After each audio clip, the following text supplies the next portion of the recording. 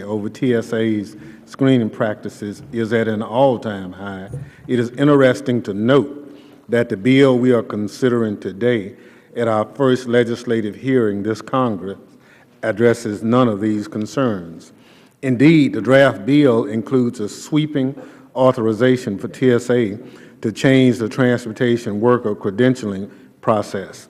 Without question, TSA's credentialing process deserves our attention, but in a way that provides enhanced security, fosters efficiency, and lessens, not increases, the burden placed on workers. That is why I recently introduced H.R. 1105, the Transitioning with an Improved Credentialing Program Act. Unlike the legislation before us today, my bill would provide certainty to transportation workers and stakeholders alike by tackling a well-documented challenge within a TWIC program. I reviewed the bill and found myself asking, what exactly is modern about the Modern Security Credentialing Act? It would establish a two-tiered system that permits airports to deny workers a CITA badge, even after successfully going through the TSA waiver process. Is that modern? It does not. It does nothing to move us closer to the adoption of biometric standards for credentials. Is that modern? It alters a list of disqualifying crimes for transportation workers seeking security credentials without justification for the relevance of the crime. Is that modern? As a committee, we frequently question DHS and its components on lessons learned from previous experiences and how they will be used to inform future actions. Apparently, we do not intend to heed our own advice.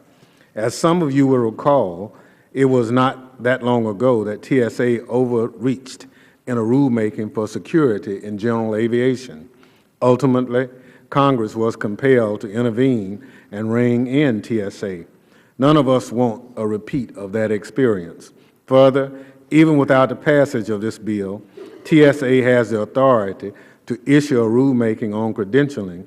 In fact, we've learned that there is a proposal pending right at this moment at OMB. Will we not risk short-circuiting the OMB vetting process by interceding with this bill and granting TSA a blanket go-ahead?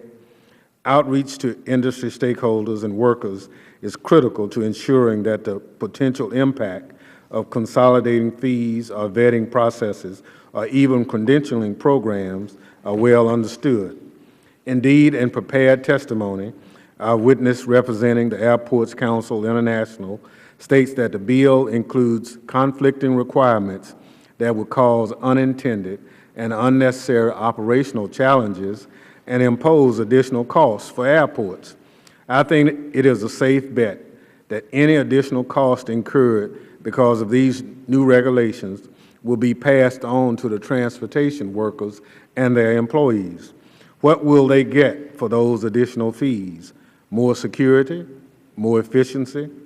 That said, Mr. Chairman, however, I support the second half of the bill, the so-called safe trucker legislation, which the House approved as part of the 2009 TSA authorization bill. It takes a common-sense approach to consolidation. Let me close by expressing my concern about the process surrounding this hearing. I applaud the witnesses, or at least most of them, on their timely submission of prepared remarks. This was a serious feat, given that the majority did not circulate draft text to all subcommittee members and witnesses in advance of the hearing.